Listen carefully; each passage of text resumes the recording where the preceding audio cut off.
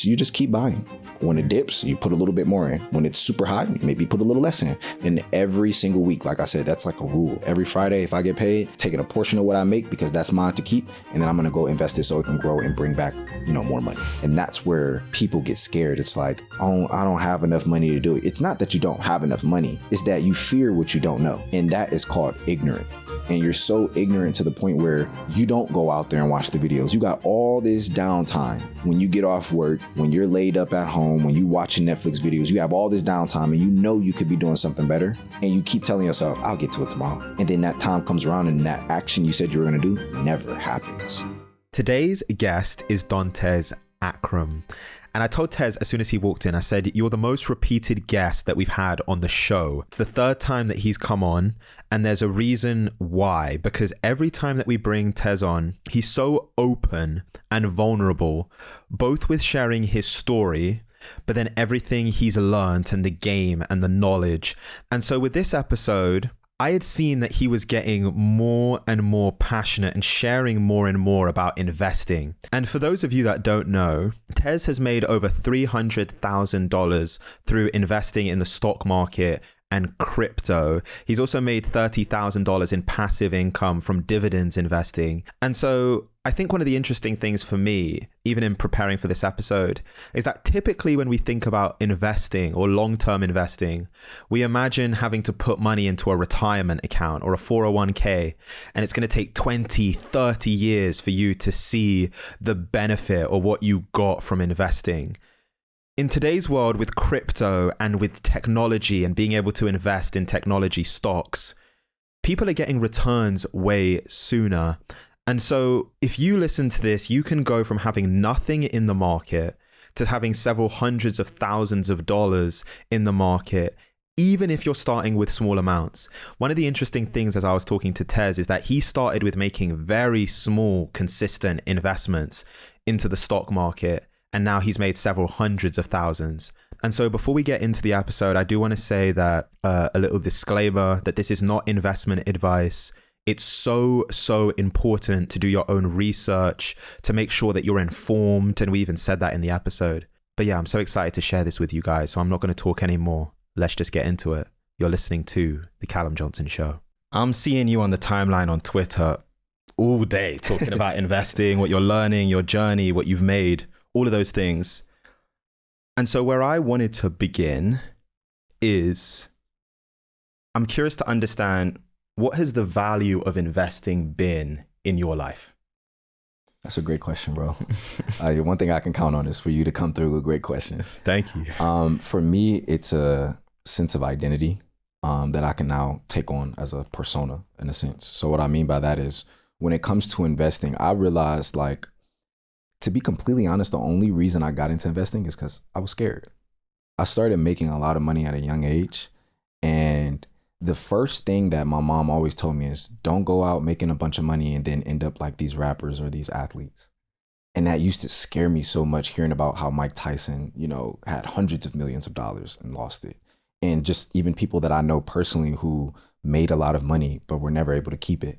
So for me, when I first started making a lot of money, I didn't really I had a lot of money management and discipline already instilled in me, but I realized I want my money to grow with me.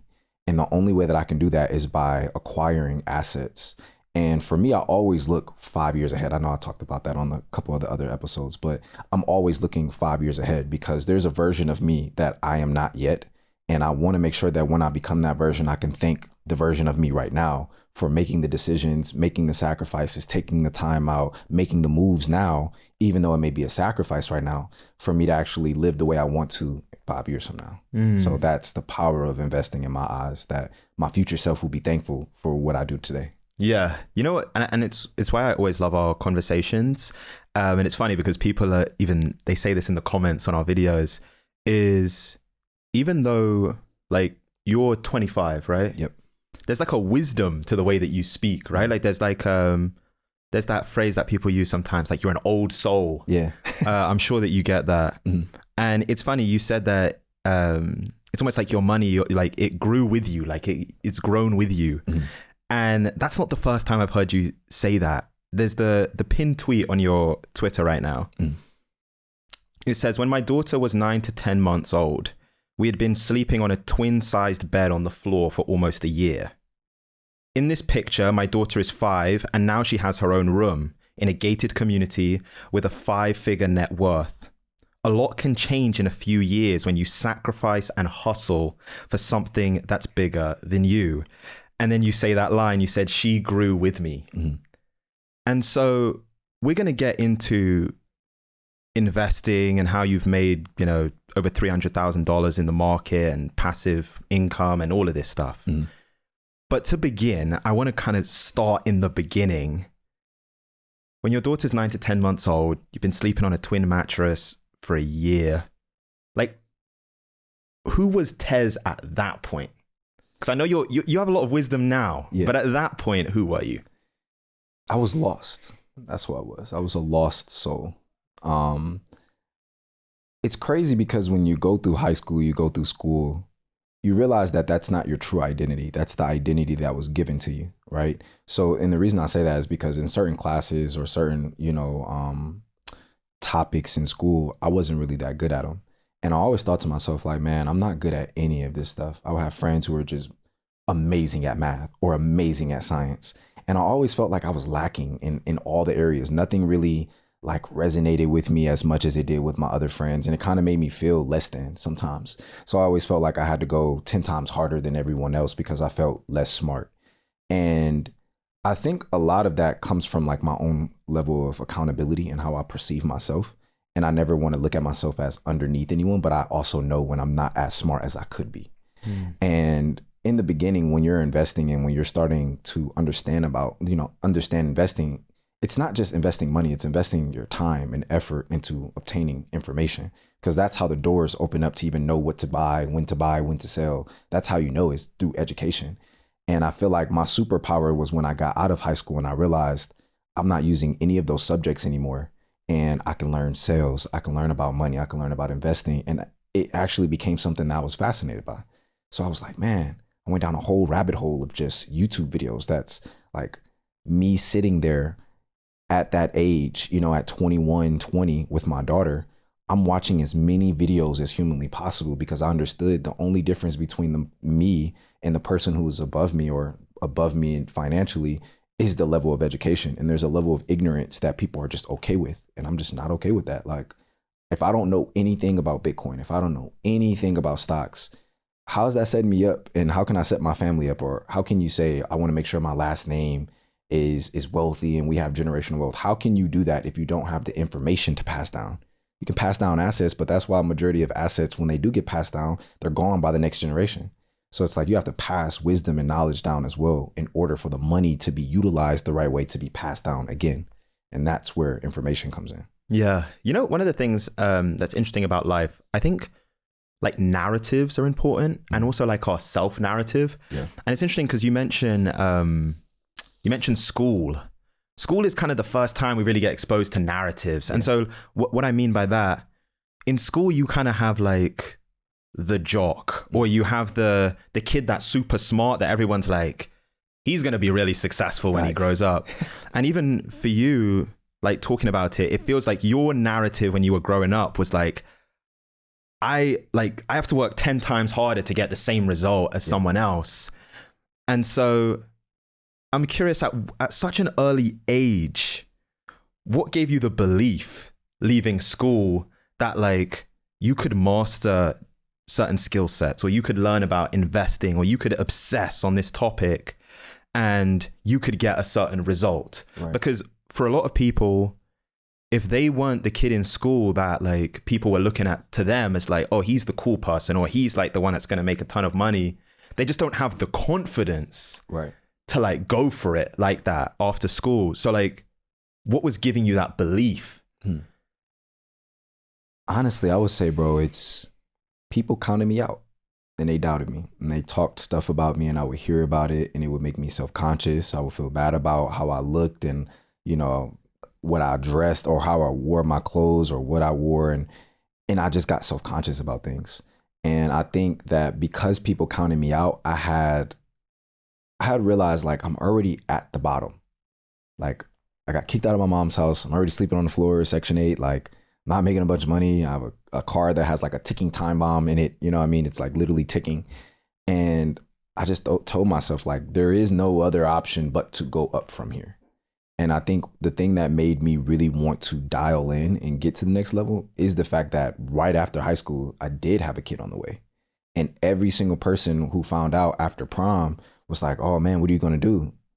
And then I would hear people talk about he got a kid early. He's not doing nothing in life. He's going to be stuck here. He's going to do X, Y, and Z.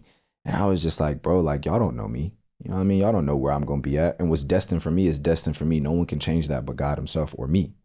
And I realized, man, like, there's so much power in having the information. Like if you just knew what to do and when to do it, you would probably, maybe for some people, right? But for me, it's like, I don't have anything else to lose, right? Like the only thing I could lose is my time. I'm already broke. I'm already sleeping on Section 8. Like what else could I lose outside of my life? And I just realized like, having a kid, it's all on me. It's my fault. And everything will always be on me to make sure that they're okay. And now I realize like, at 25, looking at 18-year-old Tez, it's like, bro, thank you for going back and doing the research and watching the YouTube videos and becoming obsessed. And I feel like my philosophy was like, when it came to learning, I want to have a teacher that I can watch on YouTube that I really, really like. And I'll just stick to all of their videos and I'll just go down a rabbit hole. Cause like, what else am I gonna do with my time? You know what I mean? Like there's some people who can go out and kick it and they can play video games. They can do all those things. And I'm not saying I didn't do those things. I'm just saying that I knew that there was a balance that needed to be made or that needed to be had. And that was, if I don't do it right now, I'll have to do it when I'm 30. And then the problem at 30 is that I won't have the energy or the time to really do it the way I want to because my responsibilities are higher. So I'd rather get it out of the way early. So when I get to 30, I'll probably either be set up or I'll have the guidance and the direction to be set up in the near future. And that's always been my philosophy. Is like, I want to obsess over what I'm learning about. So that way, like, I can sit there and binge watch videos. Like same way people binge watch TV shows on Netflix, I binge watch YouTube videos. And that's just fun to me. Yeah. You spoke about having that almost that mentality of like nothing to lose. And I think I've been in that position in certain points of my life. It's actually incredibly powerful, way of thinking when you're just like, bro, I'm just swinging. Like I ain't got nothing to lose. And you spoke about that moment of like even finding out that you're going to have a daughter and you're going to be a dad. And it's funny because I was even telling you about the Andrew Schultz show before, like the comedy show that I went to last week. And he was even talking about like becoming a dad. And he's like 37, 38. And you'll hear this with first, like when men are becoming fathers for the first time, the level of fear and anxiety and like responsibility. And so I'm curious for you at that age, you're 19, 20 years old, like what was even the emotion? Like take me to that moment of like, you find out that you're going to be a dad. Like what is happening in your life? Like what is the feeling? What is the emotion behind that? I was scared shitless. I think I was more scared because my mom had always told me growing up, don't have kids young. Because, my mom, her first kid was at 18. And she always felt like she wasn't able to travel the way she wanted to or set herself up or set my sister up, who's older than me, the way she wanted to. And she would always stress that to me once I got to around 15 or 16. And, you're at that age where girls are starting to become topics that you start having with your parents or you're talking about, and they're talking about protecting yourself and all these things. And I feel like when I first found out I was having a daughter, I was very disappointed in myself. I thought that I would make the right decision for myself. And it's my fault. You know what I mean? Like, I don't blame anyone else outside of me because I should have protected myself. I shouldn't have let the idea that a woman would protect me in that scenario where you're protecting yourself and she's protecting herself and y'all are on the same page. I shouldn't have believed that that was the case, even when my mom told me. So I felt very disappointed. I felt very discouraged. My friends everyone's going to college and it's me and one other friend who are the only ones who are staying back. And it was scary. I'm like, dang, I can't do what everyone else is doing. But then I realized it's like, because the things happen to me that don't happen to everyone, that's why I am who I am. Because I went down a road that everyone can't take. God didn't have that ordained for you. but he did have it for me. And although I had a lot of sacrifices and a lot of bad times and all that, it's like now I can look back at it and be grateful, because now people, I read a statistic like 64% of Americans who are over the age of 28 are moving back in with their parents. And it's like, well, I lived with my mom, you know, after I got kicked out and she let me back in. I lived with her up until I was about 22. And before I left, I had $250,000 put away before I could even leave the house. So I knew when I leave here, I should not be coming back here unless it's something medical wrong or something family related wrong that I need to come back. And I wanted to make sure that everything was on my own terms, because if I'm going to take all this time out and this energy to learn this craft and learn what I'm doing and being a better version of myself, I have to take full accountability for everything that comes with that. And that's the only way you'll be able to truly make it. Yeah. Yeah. Damn. Okay. You know what? Like you mentioned the disappointment. I'm curious if you really push deeper into that emotion, what was the most disappointing part about it? Was it like, did you just feel like you were reckless? I felt like, I wouldn't even say it was reckless. I felt like I brung a kid into this world without being married, you know? And like, it was everything to me to have my child or my children living under the same roof as me. And to know that I created a broken family, it felt like, even till this day, like I don't talk about it often, you know what I mean? But like, there's a lot of times where I just cry, you know what I mean? Like I'm a man, I'm okay with, you know, letting people know I have emotions, I'm human as well. Yeah. But there's a lot of times where I'm very upset with myself because the money can't suppress that feeling. Like, yes, I've amassed a great net worth for myself at 25 and I've done great things for my children, you know, but it's like the fact that the time can't be put in, and it's not because of me. It's something I can't control. Yes, I can go be there and I can do as much as I can, but at the end of the day, it's still like me and this person that I had a kid with, we are never going to be in agreement to where we can make this work for our child.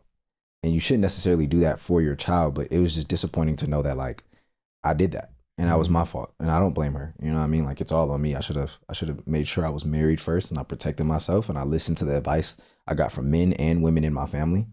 And but it was a blessing in disguise. You know what I mean? Like she was the reason I went harder. Like soon as I found out I was having her, I'm like, I literally cut off all of my hair. Like on my Twitter, you guys probably see like pictures from me back when I was younger, and I had like blonde hair and it was long. It was like the Odell days, like when he had his gold hair. And when I found out I was having a kid, I said, I have to start over.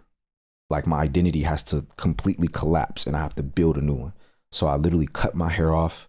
All the old stuff that I was doing, the people I used to hang around, I cut everything off because I realized like my child is more important than all of this stuff. So I got to make sure and the reason I cut my hair is like, if I go to a job interview and they look at me just like they look at every other black man, then it won't make me too much different. It won't make me stand out and make them want to hire me. So I cut my hair because I was like, this is the only way people will be able to look past my appearance. If I just kind of, I wouldn't say blend in, but if I tried to look the cleanest possible, maybe, just maybe they'll give me a chance to actually tell them what I do know.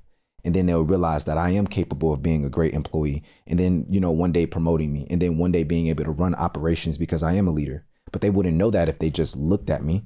So I needed to make sure that I can change the way they look at me so they can at least hear me.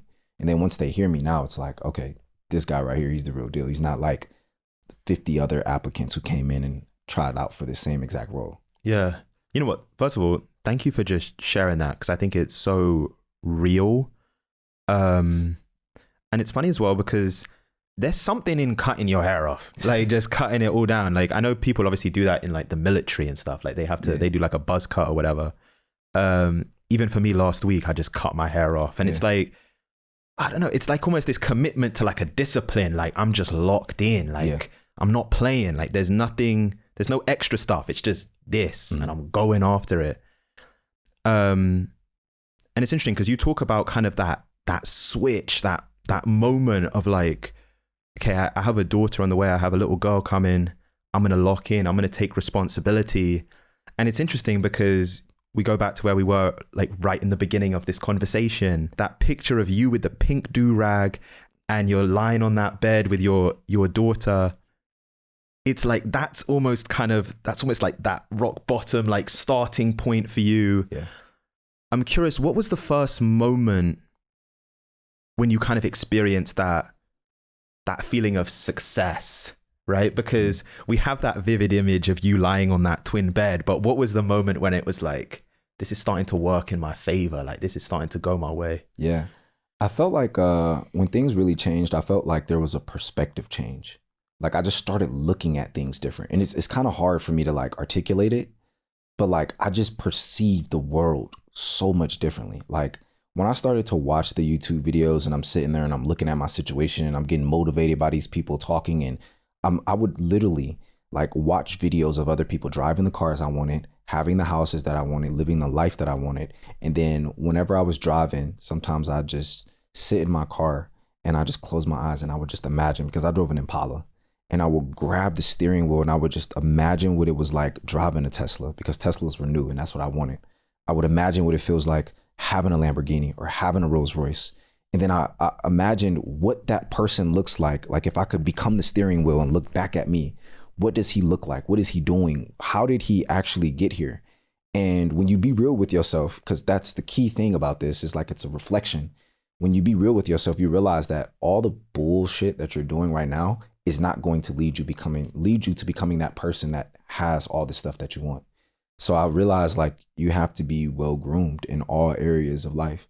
So that's why I never prioritize money over my health, right? Or I never just prioritize my health over my spirituality. You know what I mean? Everything has to be balanced. And the only way you can balance it is by having tons of times that test you in all areas of life, and just realizing that you are capable of handling what God gives to you, because he gives his hardest battles to his strongest soldiers.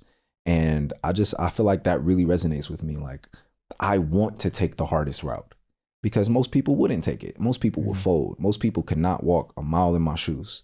And it just like a certain level of confidence and like swag that comes with it. Like, yeah, I really did that. You know, even repeating some of the stuff you're saying to me, it's like, damn, I really was driving my car 5-6 hours a day, dropping off do-rags and having people repost it and marketing myself. I really was broke, like broke, you know, not just saying it, but actually being broke mentally. And I just feel like, you know, when you change your perspective on how you look at things and you start really saying like, man, like I really want this bad. Like I just wanted it more than everyone else. I feel like that's the only difference between me and anyone else. Like I'm blessed with these great looks, right? Nah, but I think the big thing for me is like, I'm just obsessed over becoming the best version of myself. Like there's just something about it. Like obviously I have moments where I slack. I'm not gonna say I don't, you know what I mean? I'm human, but the end goal will always be able to say, or the end goal is for me to be able to look back and be like, man, you did have a good life. You did some really dope shit. You impacted a lot of people, and God won't forget what you did for him. Yeah. So, yeah, you know what is interesting? And obviously like you went on to, like obviously you sold the do-rags, and then you've built, you're even wearing it right now. You're like the clothing companies you've built and made multi-millions of dollars doing that. But there's this interesting thing, and I felt it personally 18 months ago when I quit my job to do the podcast full time, which is you make this decision to take this accountability in your life. And like, I'm the owner of everything. Like everything is because of me. Yeah. And you make this shift. And typically what has to happen, it's like 2 steps back. At the time, it feels like 10 steps back to make like 10 steps forward. And I think I heard Alex Hormozy, he called it like the lonely chapter. Yeah. This chapter where like you've kind of separated yourself, like you've made this decision, and now you're not hanging out with the same friends that you typically were. You're not going to the parties. On Friday night, instead of being at the bar, you're in the gym, like alone, and there's no one else there. And there's this point in the middle where like you've kind of started on this new journey, but you're not yet at the new destination. So like for you, you're not yet driving the Tesla or the Rolls Royce or the Mercedes. But you've put in a ton of work. It's this lonely position in the middle where you're not where you began, but you're not at the end. And the reason I think so many people the lonely chapter is like where dreams die, to be Absolutely. honest, because people turn back. They get tempted back by their old life. And so I'm curious for you, was there any moments, any kind of vivid memories of like even being tempted back into like the old way, like the old Tez, the old habits, behaviors that you were doing? I would say, yeah. I mean, I feel like I like to just be completely transparent. There were definitely times where I felt like I wanted to go back on my bad habits, you know? But that's why they're bad habits. They're easy to go back to. What would you say were the bad habits? I would just say like smoking earlier in the day and then wasting my entire day, or, you know, saying that I'm going to do something and not actually following through with it. You know, hanging out with people where I know for a fact that they're going to be doing bad things or things that don't align with where I want to be at, and still being around them. And I feel like you just got to get to the point where you're like, you make a decision for yourself. You know what I mean? Like, it's hard to just go out there and say, I'm a cold turkey things. But it's like, that's the satisfying part. When you do the hard shit, later down the line, it doesn't become hard. So when someone else starts it and it's hard, but you've already been doing it, you could just tell them like, I did it. You can do it too. And that's how I think of things. It's like, no one's different than me. You're just in the space to where you can operate and perform at a certain level. And I'm not in that space yet. And that takes a mental toll on some people when they're in that lonely zone where it's like, damn, I'm putting in the work. I'm going to the gym. I'm doing this. I'm not seeing the results I want. And, you know, my mom always told me something, because I grew up in a Muslim household. There's a word in Arabic called isbir, and it basically means patience. So she would always tell me, isbir, son. Patience, son. Be patient. Relax. Don't rush it. And I just felt like that's just always been something I think of, is just patience. Everyone else's time may be right now, but God didn't want that for me right now. And that's perfectly fine. I'm not doing things by my path and doing things for me. I'm doing it for him, for his grace, you know? So that's just how I look at things. But you know what's funny? Like, a lot of the times, like we make the show for the audience, for like the people, and to inspire people, have them believe that anything is possible. But like, when I listen to you, I'm like, damn, like I need to hear this shit myself. I'm like, Yeah. Because I remember Nipsey Hussle said this. He said, the game's gonna test you. Yeah. Like, another thing he said, never let a hard time humble us, which is like that patience comes in strong. Because when you're in it and you're just working and it's tough, and I think the thing that is missed is like not getting that validation of the result. Yeah. Not getting the increased paycheck, or like whatever the result is that you were looking for. You don't instantly get it. But you know what? I want to move on to investing. Because I was watching some episodes that you did even on other shows. And one of the interesting things, I saw you put a tweet out about this, where you said, I've made over $300,000 and collected over $30,000 in dividends over the last 4 years by investing. But I was listening to a podcast where you actually mentioned kind of like your origin with investing. And like in the beginning, I think you were only investing like $100 or like a very small amount. Yeah. And it's interesting because I think a lot of people, the reason they don't invest in stocks or crypto, they just don't think they have enough money to do it. Yeah.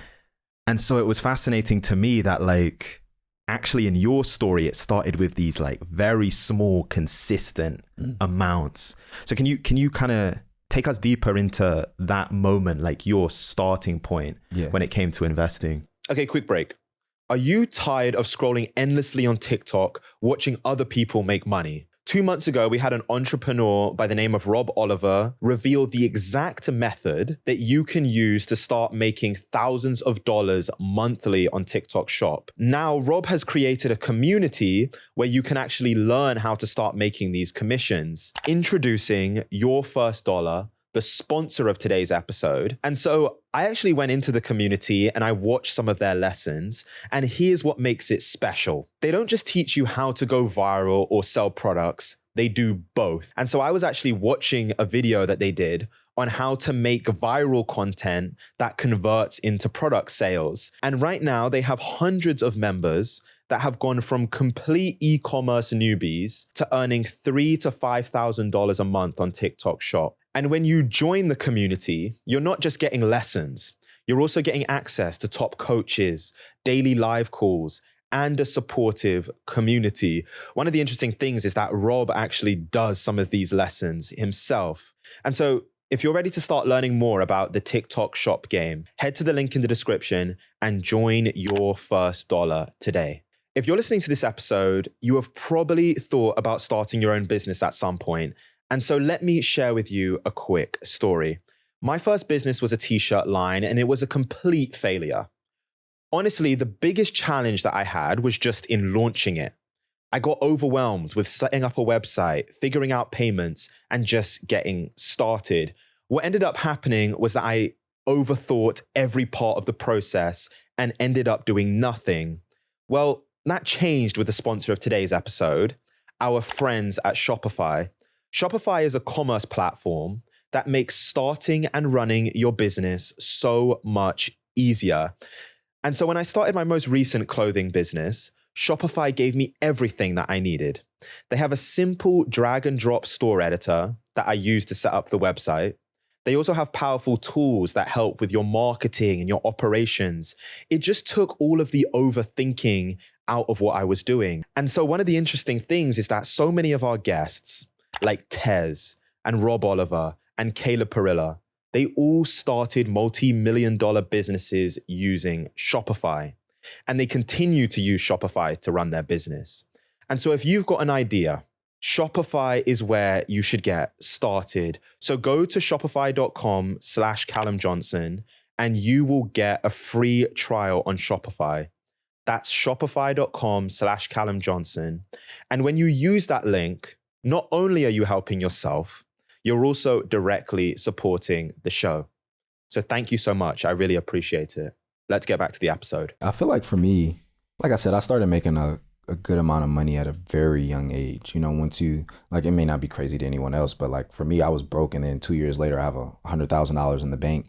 It's like, it's life changing, to be completely honest. Whether it took a year or 5 years, for anyone, it could feel like, damn, this is life changing.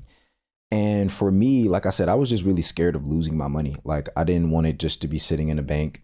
And what's crazy is at that young age, I was looking a lot more into banks and how they worked. And I felt like I've always chased my curiosity. Like, I've always just been like curious about stuff. Like, how do banks even make money? If my money is just sitting here, like, how are they making money? Right? Obviously, they make a ton of money off fees, but like, how do they make money? And then I start watching these YouTube videos, and these people were getting on there, and they would bring out the whiteboard, and they'd be like, so look, a bank goes in, or you go in the bank, you open up an account, you give them your money. But what they're going to do is they're going to give Bob and Sandy your money at a higher percentage than they're going to pay you out.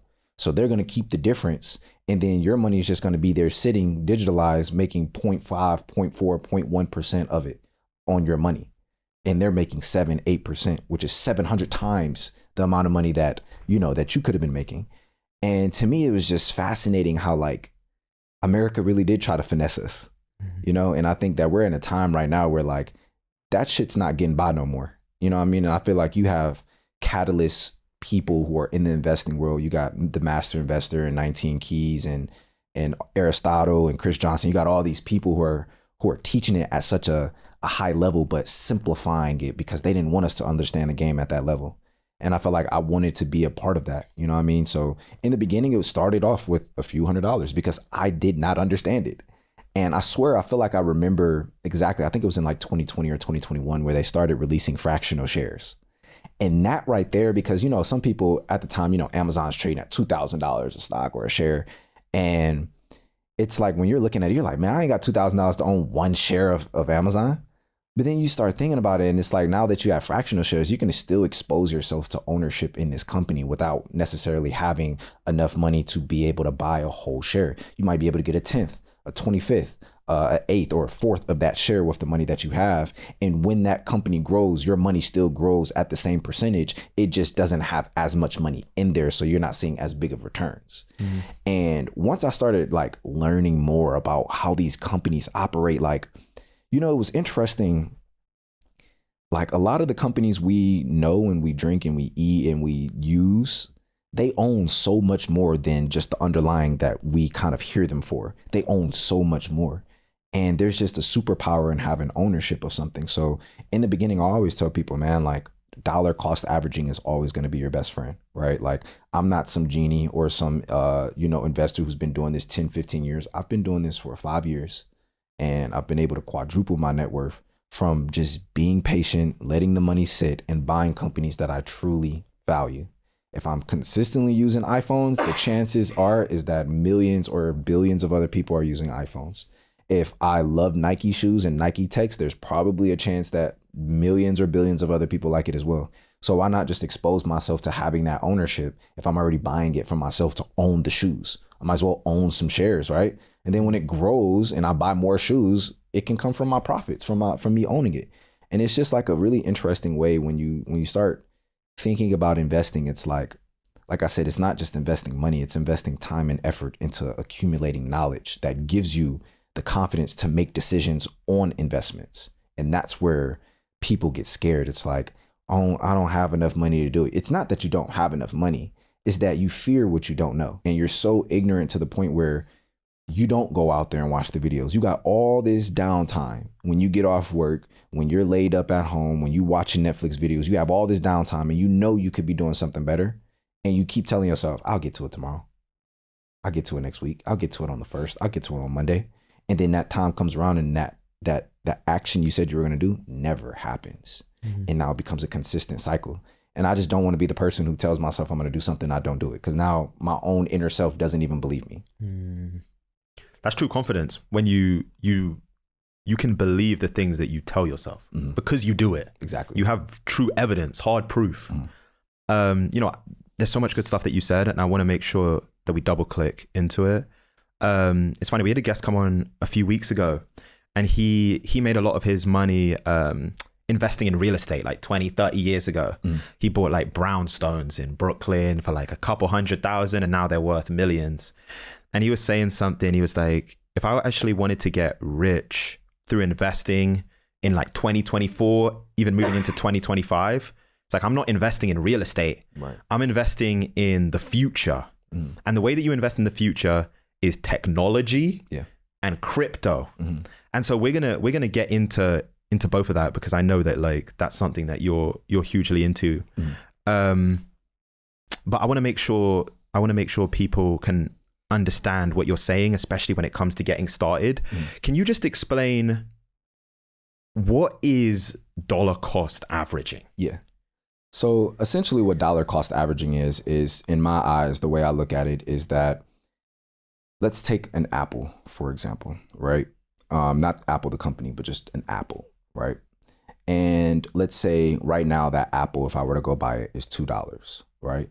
But tomorrow the company is having a sale on that apple and now it's $1, right? It's technically 50% off, right? And the thing is, what people need to understand about investing is that you're buying the same exact apple, right? Like the value of that is still there. Nothing has changed. It's the same thing with companies. When the value of the stock goes down or the price of the stock goes down, does not mean that the value of the company has gone down as well. It just means the people who are in there buying it, they decided that the price is at a price where they want to take profits or they want to exit their position. And that's perfectly fine. There's always going to be buyers and sellers when you're investing in stuff, right? And dollar cost averaging is essentially, if I buy this apple at $2, right, and it's still the same value of an apple, I can buy it tomorrow at $1. And then if it goes back to $2, I can still buy it at that price because the company or that thing that I'm buying is still the same thing. So what I tell people is like, I wouldn't say investing is easy, but when you get down the foundation of it, of just buying companies that you really like, regardless of the price. And then when price does pull back or when the stock is on sale, now you unload that arsenal of money that's just been sitting around. And now you're just buying quality assets at lower prices and you're just giving it time. And like, I've tried trading, I'm still, learning the scopes of it. But I feel like investing was just a really strong topic for me because it was like, I use Shopify, for example, right? And I've made multiple 7 figures on Shopify. Why would I not invest into Shopify? It literally does not make sense. If I'm up to date on all the updates because I have to be, because my brands are on there and I'm running these companies and I have students who are running their companies and I have to be up to date, then what makes you think that other people aren't looking at this asset as like a great opportunity? So I just started buying into it. And then when people thought Shopify was going to shit, when they were buying fulfillment centers and things weren't looking the way they wanted to, people thought, oh, Shopify is going to end. I'm like, there's no way people could possibly think Shopify, one of the number one e-commerce platforms in the world, is just going to collapse. Where Fashion Nova, Supreme, Gymshark, and all these bigger companies are on their platform. There's no way they could just collapse. So I was just like, oh, if it pulled back, then I'm just going to keep buying more. And then you wait, and then you look up and you're up 70, 80, 150%. And now you're like, damn, if my money was in a bank, I would have probably only made 0.1% on this. Now I made 150% on this.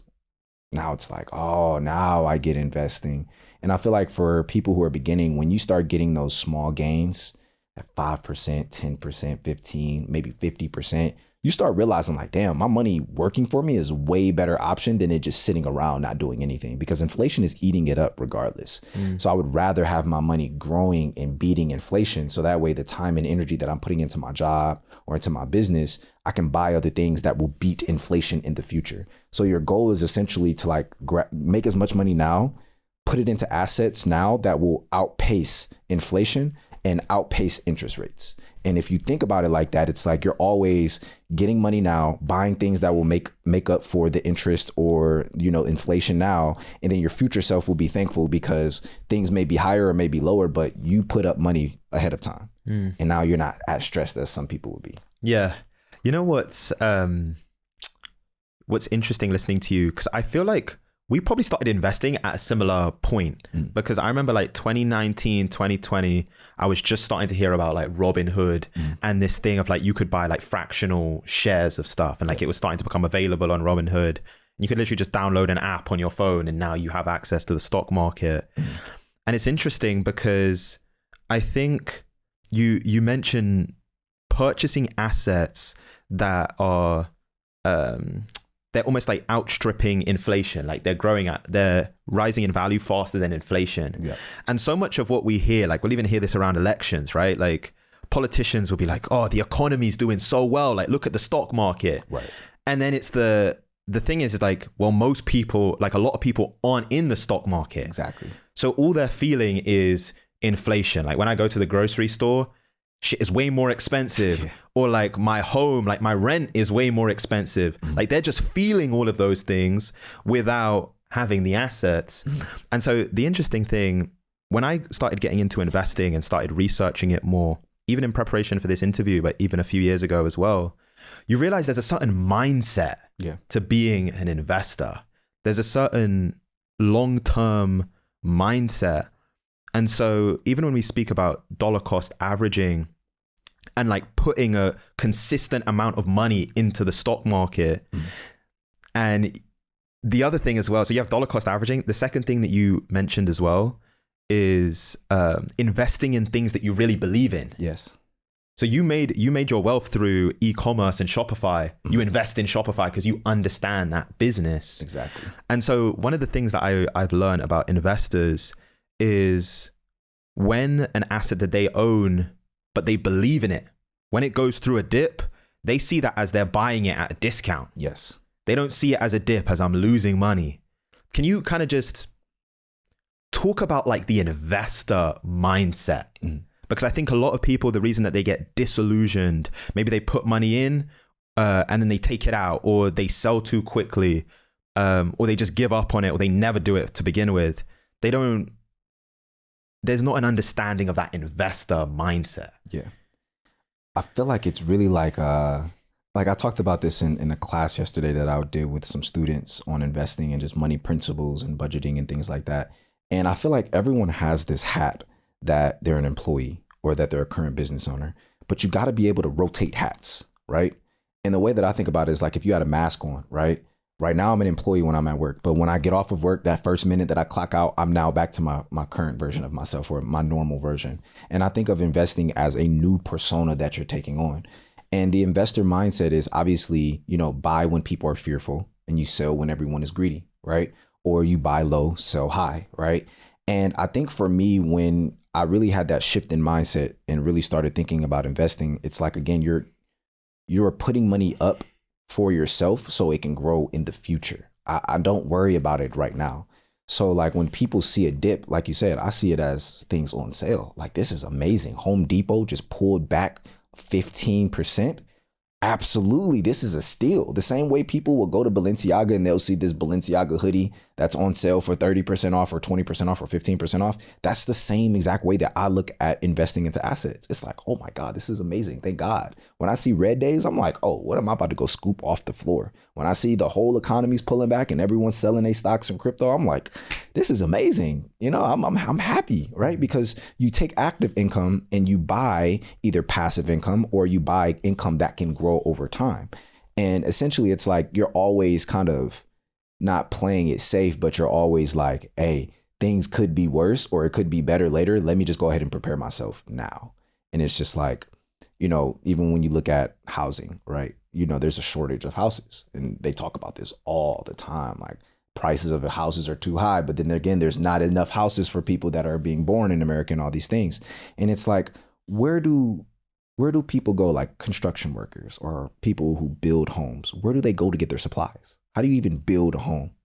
And then you start asking the how. That's the first door to open up the question, right? And then it's like, all right, this curiosity, how do they do that? And then you start Googling it, and then you start realizing like, well, all of these people who are building houses 9 times out of 10 are going through Ace Hardware and Home Depot. So then I'm like, my grandfather, he did construction. Growing up with him, I would go to work with him and I would sit in Home Depot. I'd be like, oh my God, I fucking hate being here. Every day. I'd be like, bro, just leave me in the car, right? But then I realized like, you know, because he built pools and did housing and all that stuff. And I realized, I'm like, man, Home Depot is actually an amazing company, because if we're building with this and we know we need more houses, they're going to keep going to get the supplies from this company who's profiting. And now I can be a part of that profit. I can get a percentage of that profit. And now it's like, now when I go in Home Depot, I'm like, I own a piece of Home Depot. You know what I mean? I know Wall Street Trapper talks like that a lot. And the way that he teaching it really resonated with me. So I will give credit to him, but it's like, I own that. You know, I'm wearing Nike shoes right now. I own that. You know what I mean? I own a piece of that. And now it's like, that's a part of your identity now. So you don't look at yourself the same way you used to, because if you don't have any assets right now, you're just looking like, man, I'm getting beat up by everything right now. But when you own stuff, it's like, I'll be all right. I own X, Y, and Z. They're doing fine. Oh, they just laid off all these people because AI is going to step in. Perfect.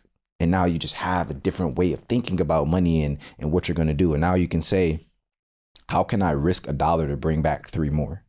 I'm okay with risking the $1 because I know I have active income. I'm already trading my time for money. So I might as well take the money and trade it to make more money in the future. And that's how you beat out the mindset of like, oh, I'm so scared of everything that's going to happen. It's like patience. If you're buying something, you understand. That's the only reason people are scared. If you don't understand it, you didn't do your due diligence, or you're sitting here DMing me and asking me, hey, you think I should buy XRP? Hey, you think I should sell it here? Like, that means you don't understand the utility behind it. And every asset has some form of utility or some form of benefit that someone else values. And if they value it, 9 times out of 10, they're going to buy it and hold it. So I'm going to do the same thing. Yeah. You know what I love, and you said this right in the beginning. I asked you, I said, what is been the value of investing in your life? And you said it's an identity. And even when you said it, it kind of took me by surprise. I was like, what did he mean by that? But then when you break it down, it makes complete sense, because it even goes back to your story. I feel like when you're investing, you've suddenly gone from being a consumer, which is what the majority of us are, right? Like, we're just buying stuff. Right. Like, we're buying McDonald's, we're buying Nike, we're buying Apple products, we're buying, I don't know, like whatever the company is, we're consumers of it. Yeah. And it's subtle, but it's so powerful to go from being a consumer to being an owner. Absolutely. And so it makes complete sense when you say that, of like, it's an identity. It's like an identity level shift. And I think the important thing with identity is like, it starts with actions.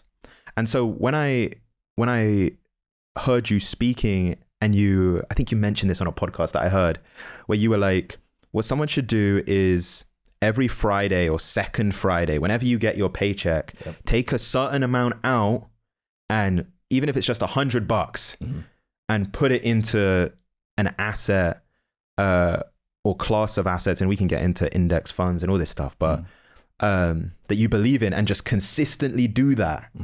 And it's not even just because, like, yes, you'll make money and it will compound, but also the identity, like what that does to your mind. Exactly. Of like, rather than like, okay, I take my money out and I'm blowing it at the club, or I'm going on dates, or I'm buying the latest Nike drop. It's like, nah, like own that. Yes. It's important. Yeah. Powerful, powerful stuff. Okay. You know what? Because one of the things I mentioned earlier is that you've built a portfolio of over $300,000 in 4 years doing this. And so I want to get into like how people can start that, like the actionable steps. But before we do, I just wanted to dispel a few things. I know you're very bullish on crypto and all of that stuff. I think I'm sure you've heard this piece of pushback or like this objection that people have, which is like, am I too late? Right. Like, is it already finished? Is it like, well, Bitcoin's nearly at 100,000. Like it's too late now for me to get in. Right. What is I feel like I just saw it on your face, but what is your reaction when you hear that like pushback?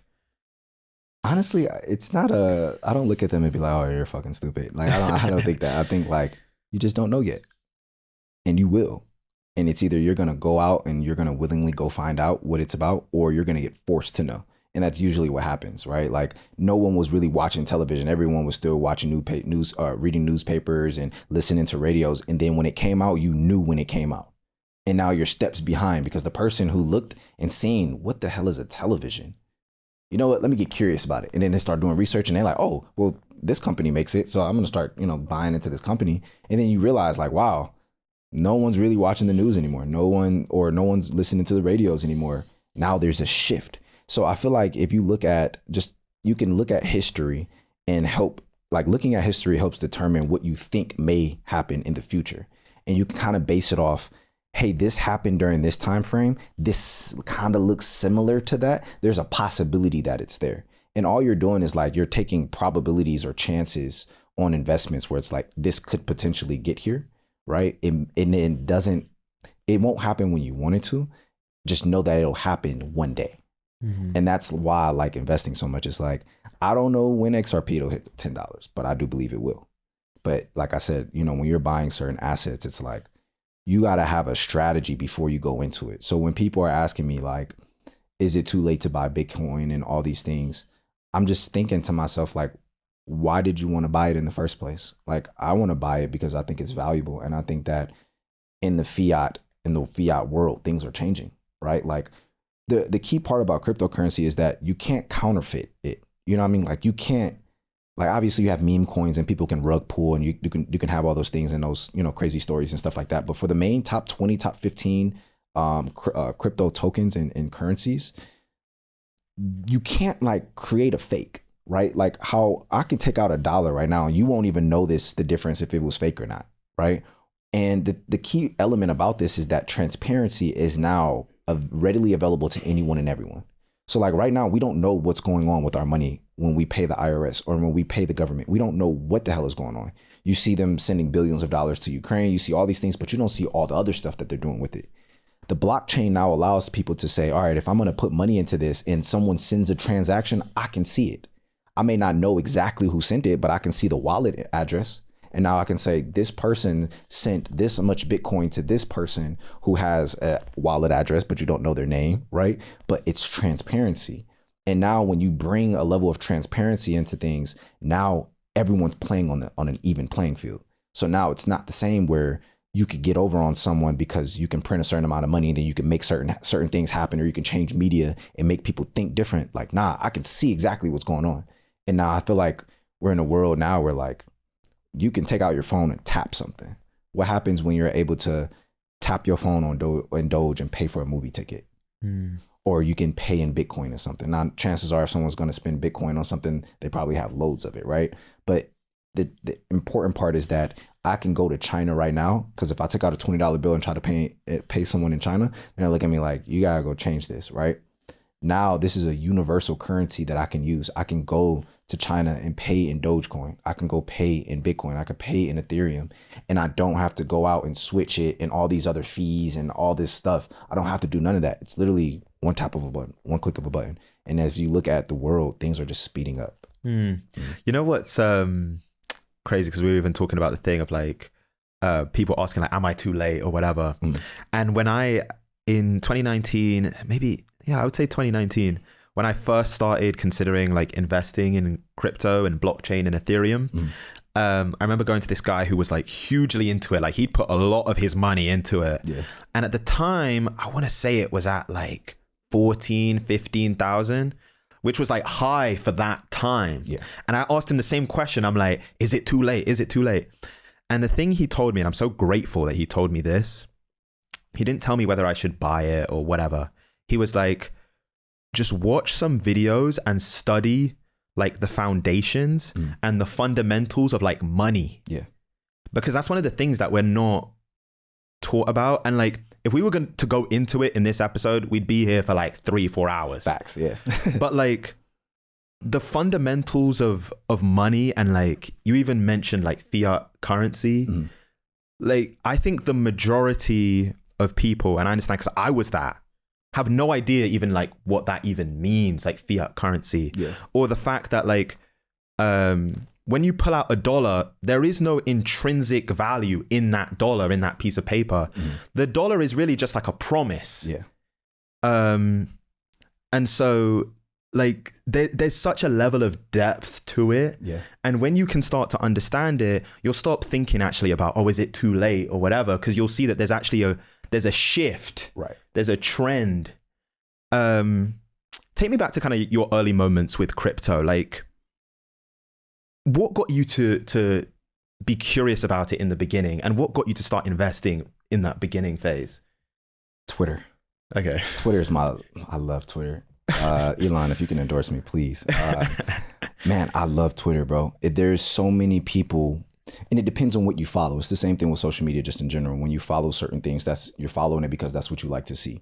And I like to see stuff about money. Like right now on my Twitter feed, I see people who have $11 million invested, $50 million invested. They're making $1 million today. They're up $300,000 on this company. And that's what I want to see, because that's the only thing I care about right now outside of my family and religion and all that stuff.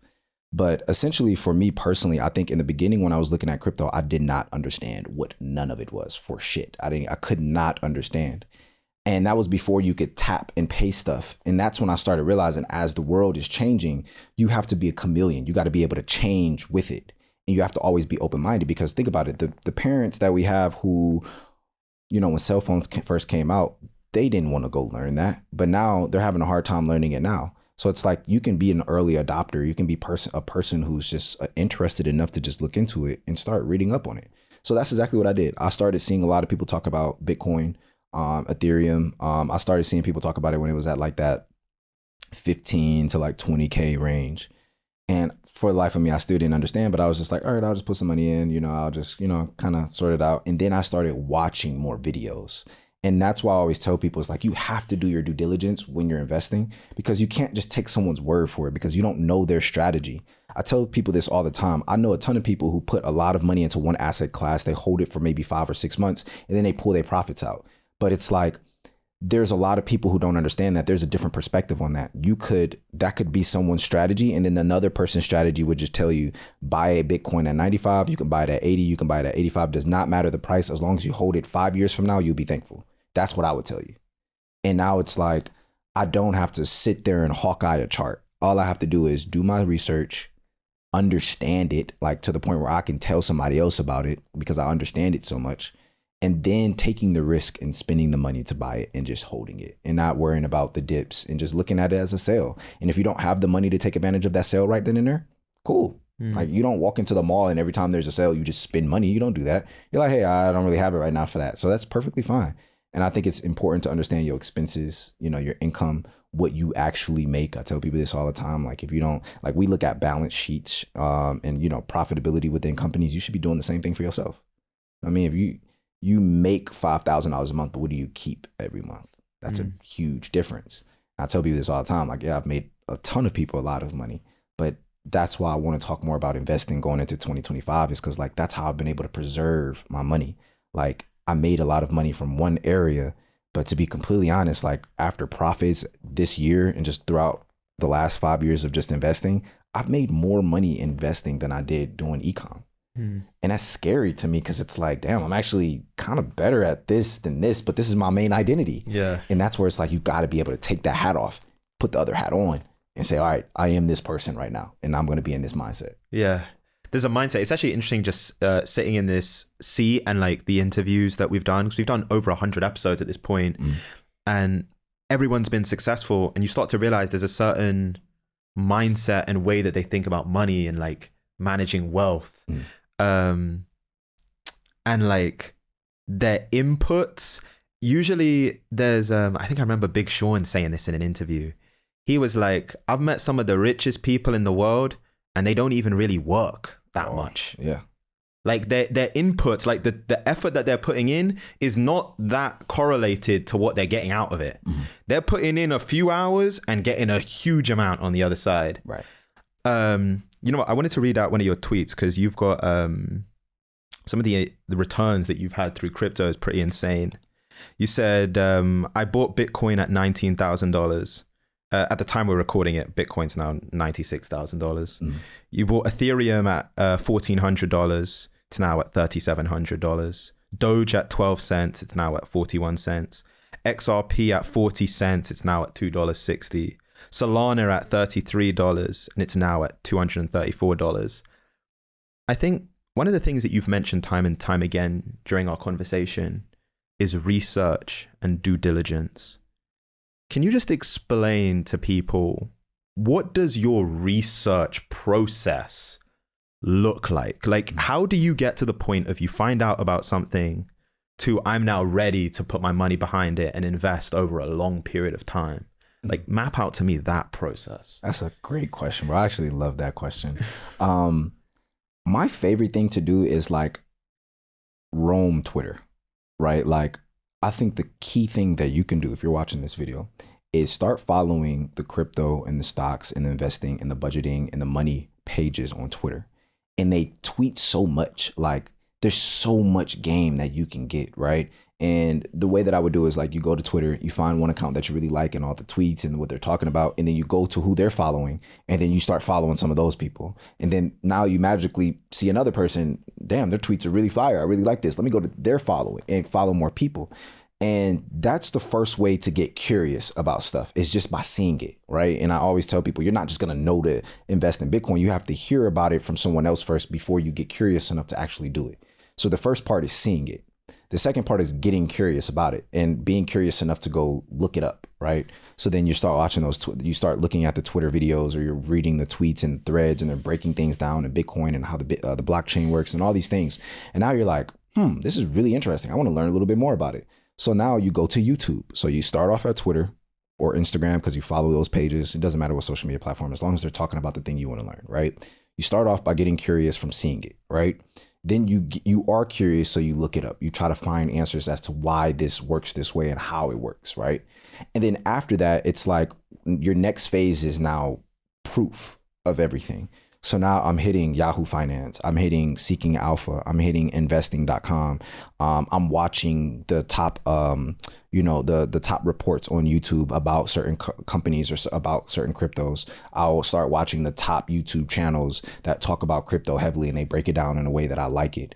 And then I start looking and doing my research. And then once I feel like, man, this actually is something that's important, that's when I go buy. But you don't just buy based off word, right? Like if someone asks me, should I buy Bitcoin? My answer is, do you understand it? If you don't understand it, not yet. Even though you may miss out on opportunity, even though some investors may call me crazy for telling them that, it's like, I would rather a person be informed, so that way when they make a decision, they don't come back and blame me. They blame themselves because they did the due diligence. They made the decision. Now it's on you to deal with the repercussions. And whether it's positive or negative, it was always your fault.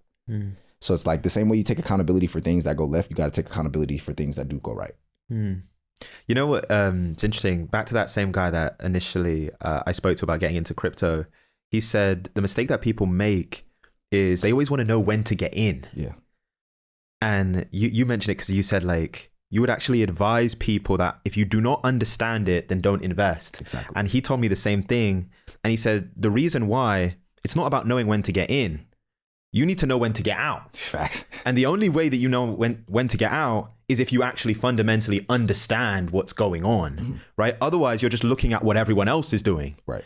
And so if you're following what everyone else is doing, well, when something starts tanking and everyone's leaving, or like there's a dip and everyone's selling, you're going to be selling. Exactly. And now you've lost the opportunity.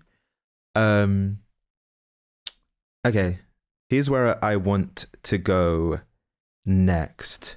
Because I want to make it really practical and real for people. And I want to give the disclaimer, right? Like, this isn't investment advice. Bingo. Like, do your own research, but we're sharing your experience.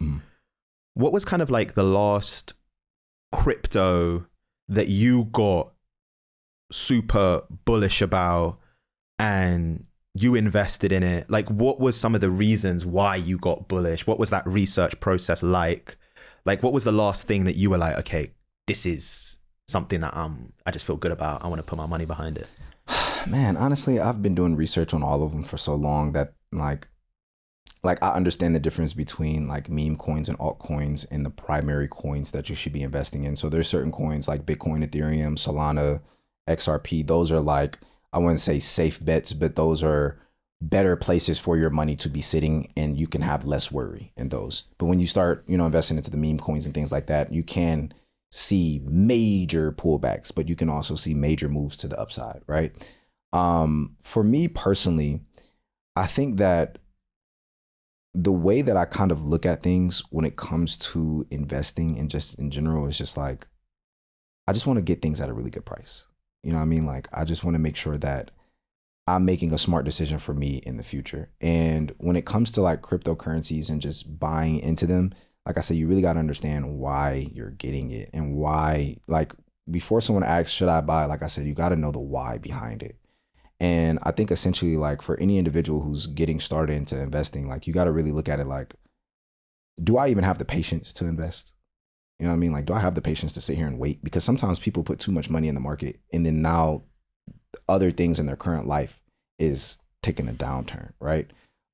So can you repeat your question again? Because I know I just kind of went off on the left, but yeah, I just like, and to be honest, what you mentioned is actually a really good point. Is like knowing personally whether you're in a space to invest. Like, mentally, are you in that frame of mind where you can do it in the right way? But just like a crypto or an asset that you've heard about it and it, like, you just got bullish about it and you wanted to invest, and like, what was some of the reasons behind that? Yeah, the most recent one I would say is XRP, Ripple. And the thing is like, I was buying Ripple in 2020 and 2021. And at the time I didn't really understand it. I think someone had just told me about it. I started doing a little bit of research, and I'm like, oh, and this is like around the time when like they had a lawsuit. And I'm like, damn, this looks pretty bad. But I already put money in. So I'm like, all right, I'll just fuck it, leave it. I don't need it right now. I'll just let it sit. So I think the one that I'm most bullish on right now that is a lot smaller and has insane opportunities to the upside is XRP. And some of the biggest reasons is like, XRP was projected to be a very huge coin in 2020 and 2021. So when I was doing research then, there was all these positive things until the negative came out, right? And then when I start seeing, like, maybe last year or just maybe like 6 or 7 months ago, when they started talking about how they're going to lift the lawsuit and how things could look and why you should be buying XRP. And the best thing you could do is, like, the way that I find my why into investing things is I read articles by analysts. And the reason you do this is because you want to understand where the top dollar is going. So like, you hear this all the time, follow the money, right? And if there's an analyst or a huge asset manager that is acquiring a certain asset at an insane level, like, you guys can look at like companies like BlackRock, right?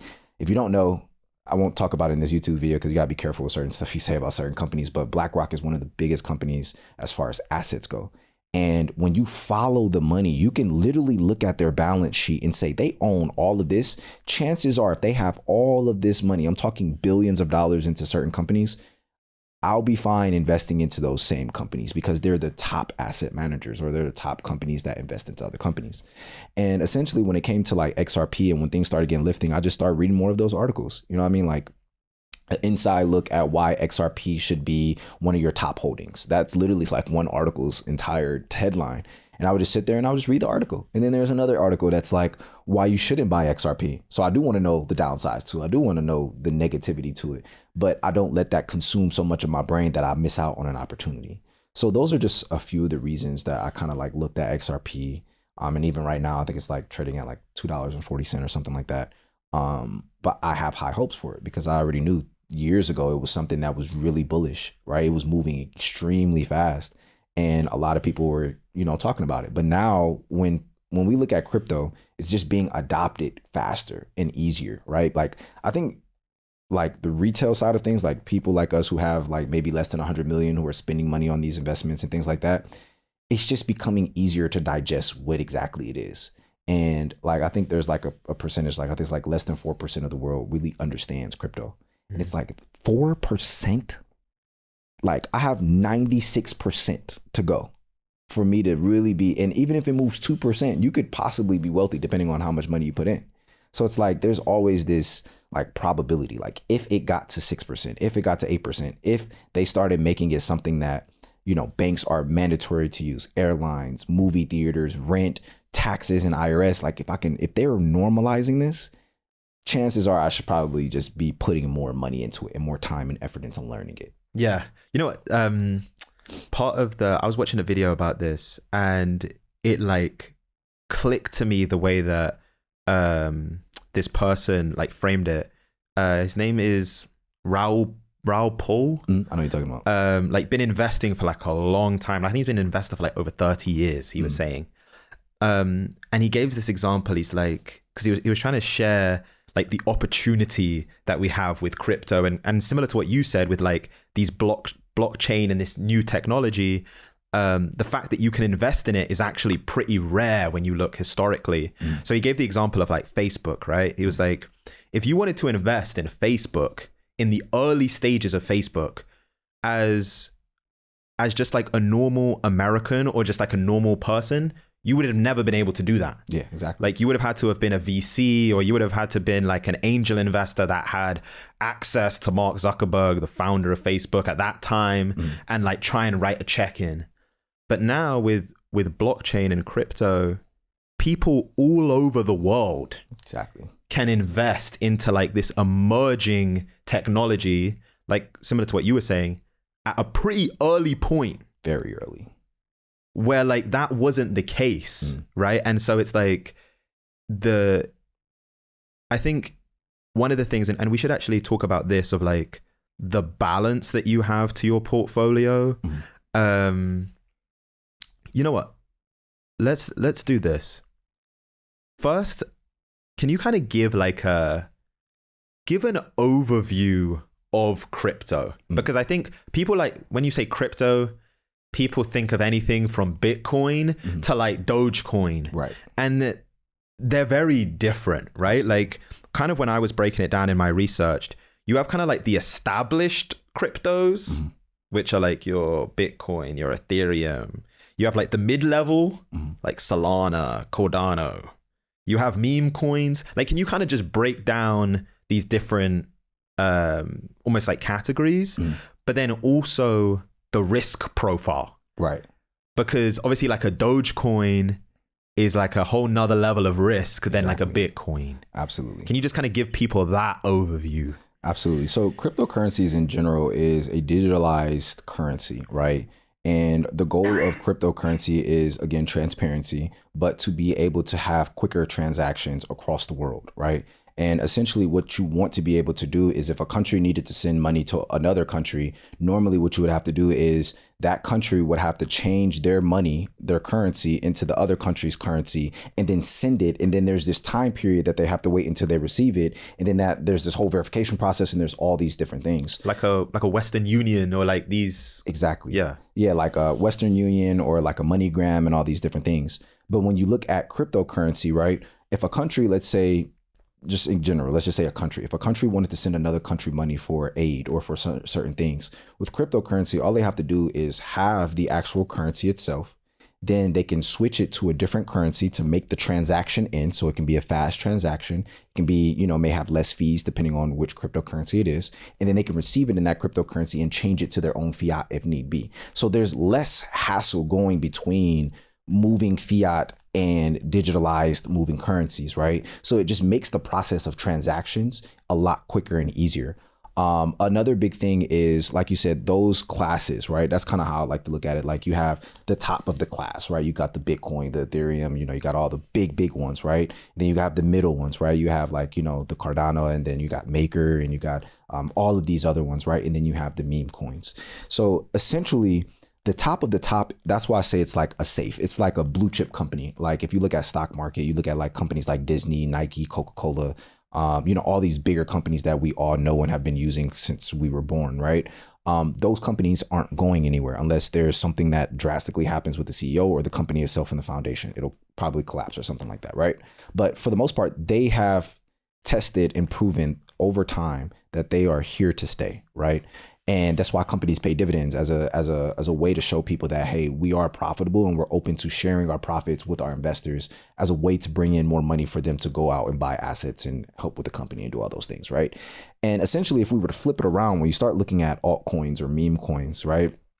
Essentially, the risk is higher, right? So in a sense where you could lose a lot of money, but you could also have way higher multiples, right? So for example, Bitcoin isn't going to move from 96,000 to 150,000 in 2 days, right? If it did, something crazy is going on, right? Yeah. But a meme coin like a Dogecoin, right? When it went from, I think 12 cents to 33 cents or 34 cents or something like that, that happened in the matter of a week. So your exposure to risk is higher, but people like that because if I have the chances of having higher risk, it's kind of like the way people think about betting, right? It's kind of like that gambling mindset where I can like buy this really, really low and it's at like 0.4 of a cent or something like that. I can buy this extremely low. And then if it just randomly hit 50 cents or if it hit 20 cents or if it hit 1 cent, now I'm up X amount of dollars, right? And there's like this gambling side to it.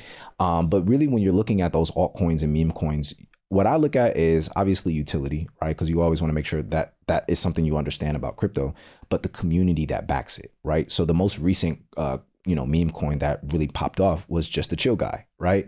And it's literally a meme that came on TikTok and then it was adopted by people between the ages of 18 to 27. And these people don't invest. They don't understand what they're investing in. So they're going to be the ones who are the first ones to go buy it because it's a gamble to them. They see people making money. Oh, I made $10,000 off buying this and only put $50 in. The first thing they're thinking is, let me go buy that, right? As opposed to institutional buyers, right? Or these companies where they're working with $100 million, $500 million at a time, making investments.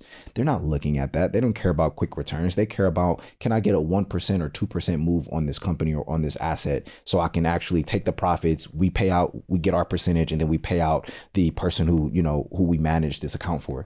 And essentially it's just a risk level. So you just got to be okay with understanding like meme coins. It's okay to invest in them. I have a bunch of like Doge and Shiba and all these things, but it's because I was already doing research before, right? Like I was understanding this before. So when I was buying then, I was like, damn, everything's really cheap. So now when I see things building and building and building and my cryptos accounts are up 2, 3, 4x, I'm like, damn, I made the right decision. Like shit, thank you, Tez. Like, and that's how you, like, that's the goal of investing is so that you can say that one day. Yeah, I want to get into risk and like the risk profile and like managing risk and even because I know people have like often when I've done research into cryptos, people have always said like when you're starting out, it's better to just because you just want to get in the market, like time in the market.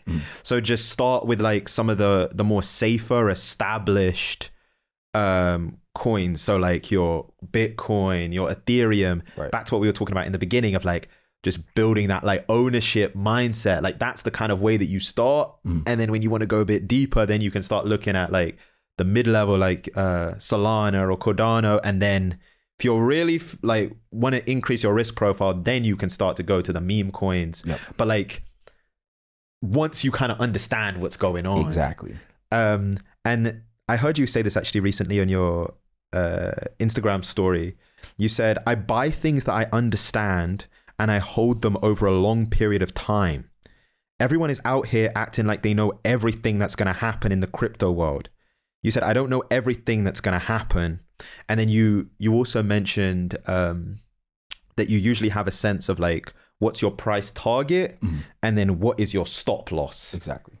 And so can you just explain that to people? Because before you actually said it, I wasn't entirely sure even what that meant. Like, can you explain what that means? Price target, stop loss. Yeah, so it's essentially risk to reward management, right? So how much am I open to risking with the chances of having this return, right? And for me personally, like I always tell people, when you're investing, you don't just go balls deep into it. You don't put your whole life savings in every dollar into it, right? you start off slow because at the end of the day, you still have expenses, you still have lifestyle things that you have to maintain and things like that, right?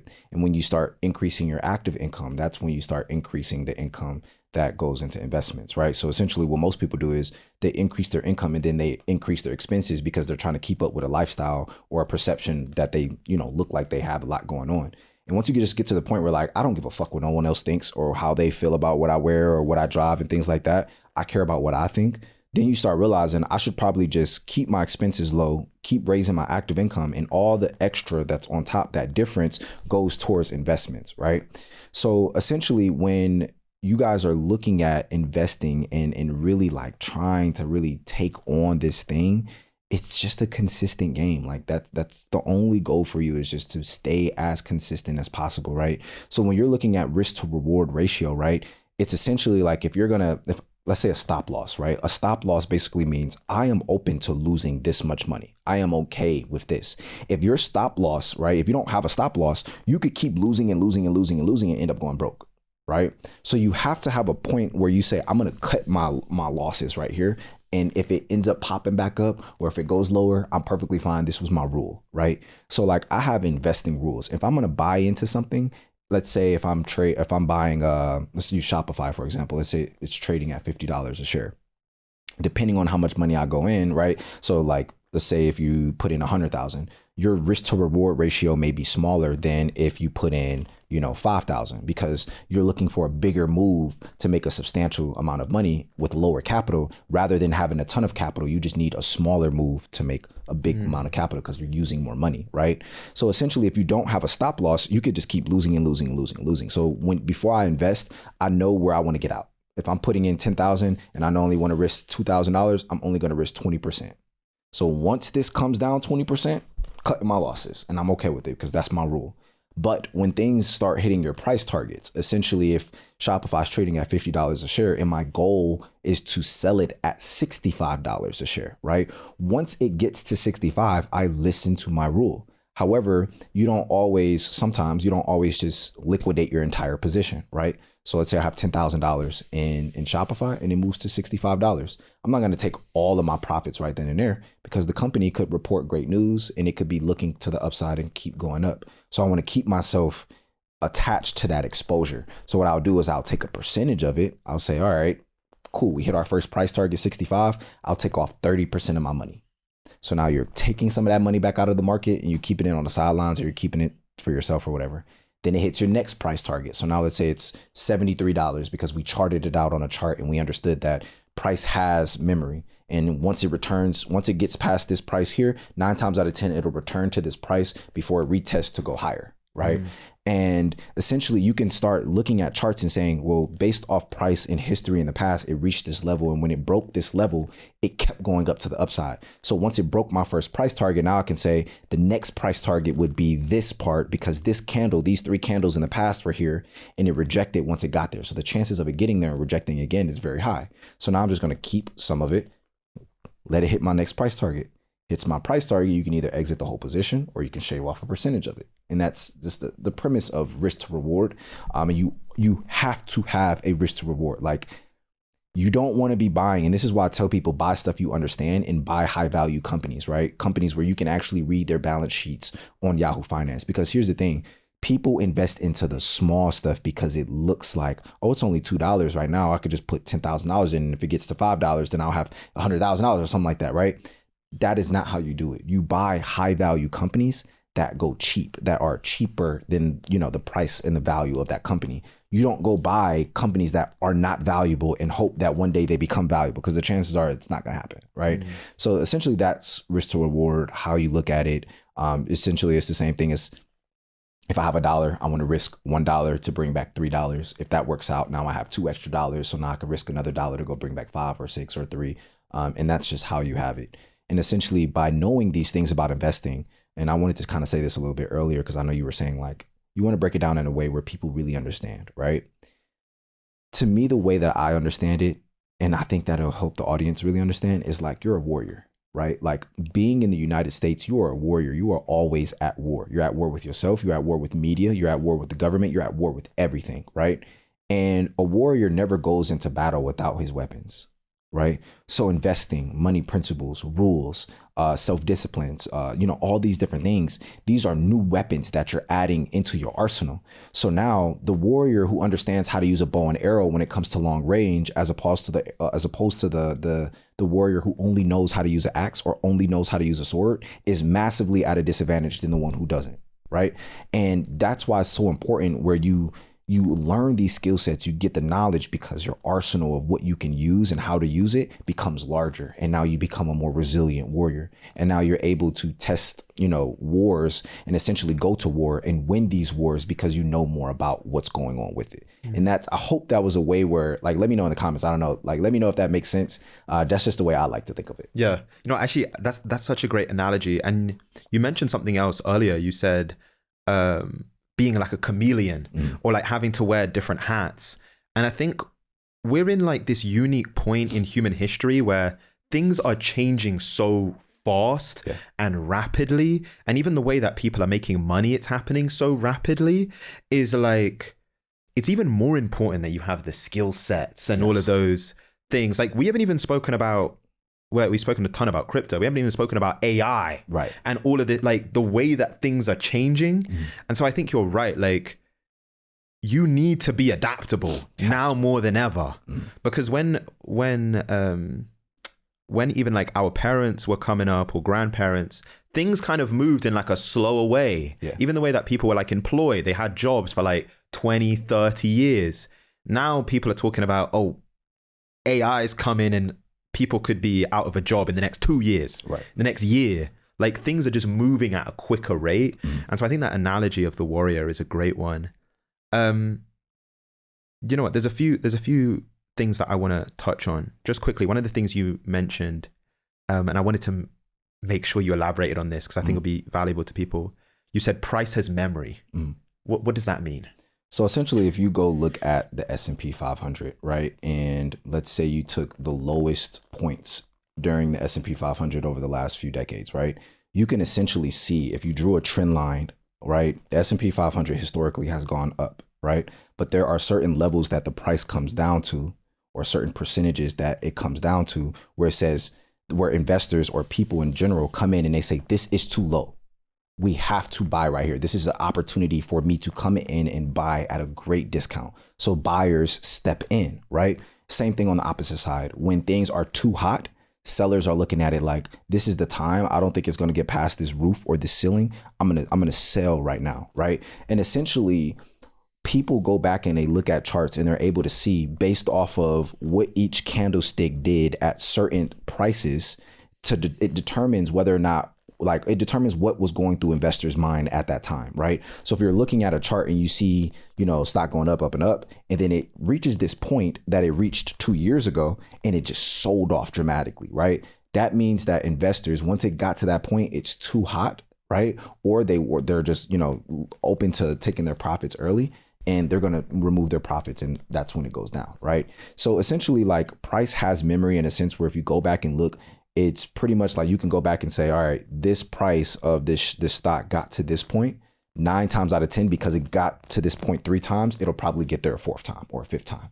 And sometimes, depends on the price. Sometimes if it touches it 3 times, it could break above it. Sometimes if it touches it 3 times, it could break below it. So it really just depends on what you're looking at, what, company you're looking at, what fundamental and technical analysis you've done. So technical analysis is, the process of using charts and candles and just different strategies to be able to trade or make investments. And essentially, it's just kind of giving yourself an edge when you're investing in the market. And then, on the opposite side, you have the fundamental analysis, using media, using the news, articles, and all those things. But I feel like technical analysis is definitely extremely important when you're investing, because if you can't look at a chart and know when the good time to buy is based off of recent times and based off of where the last highs was and where it's at right now, it's going to be very hard for you to know when you should be buying. But if you're just long-term investing, which I recommend to most people, is you just keep buying.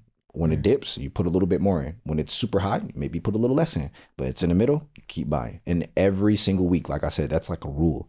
Every Friday, if you get paid, tax yourself. You know what I mean? Like, that's the best way to think about it. Like, when you get taxed every year, you pay them without thinking about it.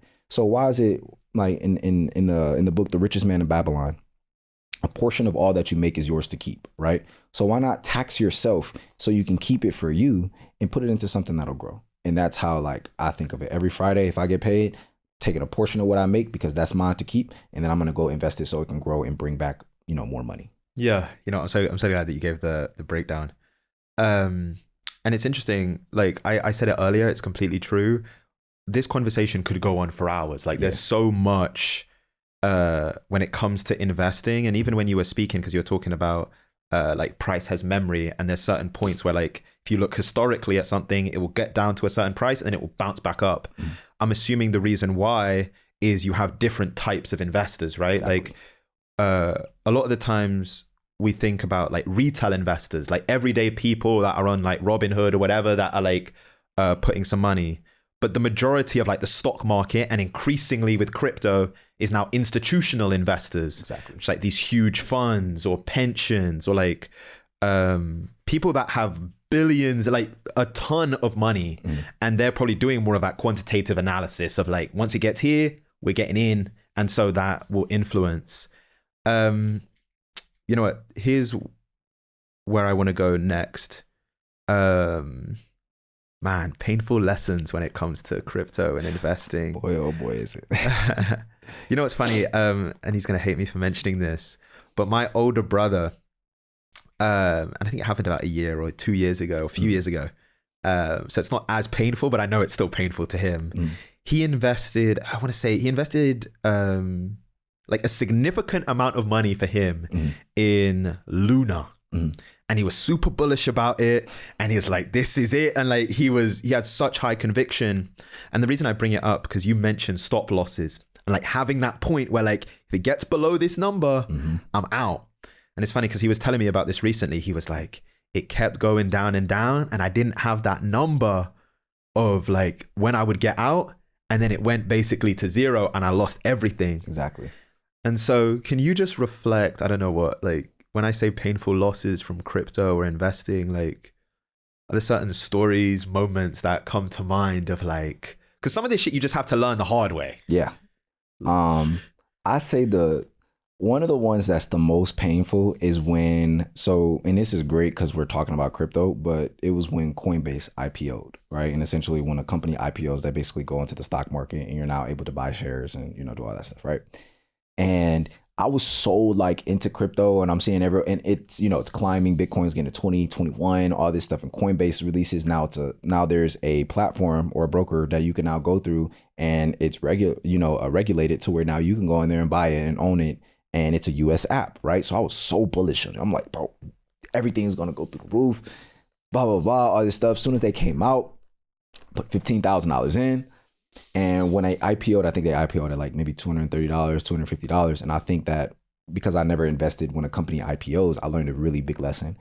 I always have to wait like at least a year to a year and a half before I invest into a company that is still fresh and new when they go into the market. Because you don't know what will happen when it introduces itself to the market, right? So I thought that when I put 250 in, I'm thinking it's instantly going to 400 as soon as it goes live.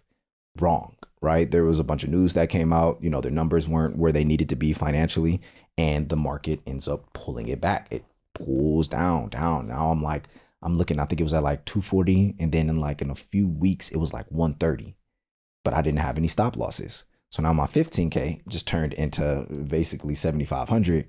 And then I just kept holding. It's like, oh, I think it's going to come back. Did not end up coming back. And then I was like, man. And I just realized I was down like 12,000, which was majority of the money.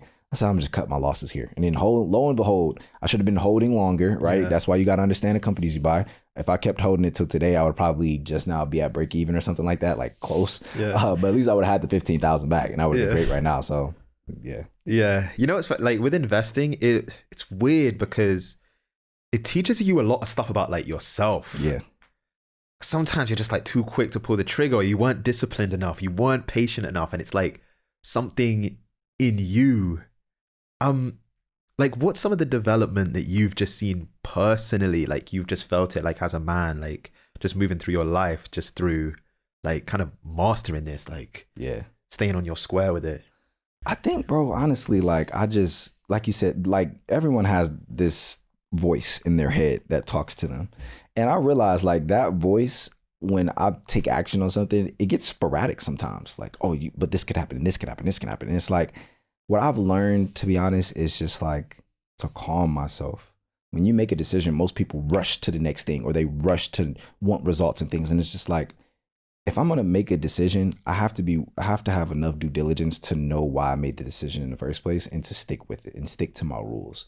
And I think for me, it's like, FOMO is a huge thing, right? If you guys don't know what FOMO is, it's fear of missing out, right? And people get it so often. That's why so many people are asking, should I buy Bitcoin right now? Or that's why people buy at the highs, because everyone's talking about it, right? And I had to really learn how to, like, it's an urge. Like, oh, I want to just do it. I want to do it. Everyone else to do it. Everyone's talking about it. Everyone, like, there's an urge to do it. And I just realized, like, that urge 9 times out of 10 could possibly be a bad thing, right? And I had to learn how to suppress that and actually do my research to the point where I say, that is just too high for this. The price is just too high. I'll wait. I'll be patient. I'm okay with waiting. The asset's going to be there. It's going to still be the same exact company. Everything's going to still be there. I just want it at a better price. And there's nothing wrong with as an investor to just say, I'll wait and hold off. Like, y'all can buy it right now, right? Like Bitcoin, I'm not putting majority, like I'm waiting for the next pullback, right? Once it hits 85 or 67 or 57, right? I'm waiting, and then that's when I'm putting majority of my money in. But then there's certain amounts that I invest weekly. So I'm always sticking on top of, my rules to consistently invest. But then when things pull back, that's when the majority of my capital, that's why it's there. It's sitting to the side, waiting for the next opportunity for me to buy in. And it's essentially like you're rotating your money.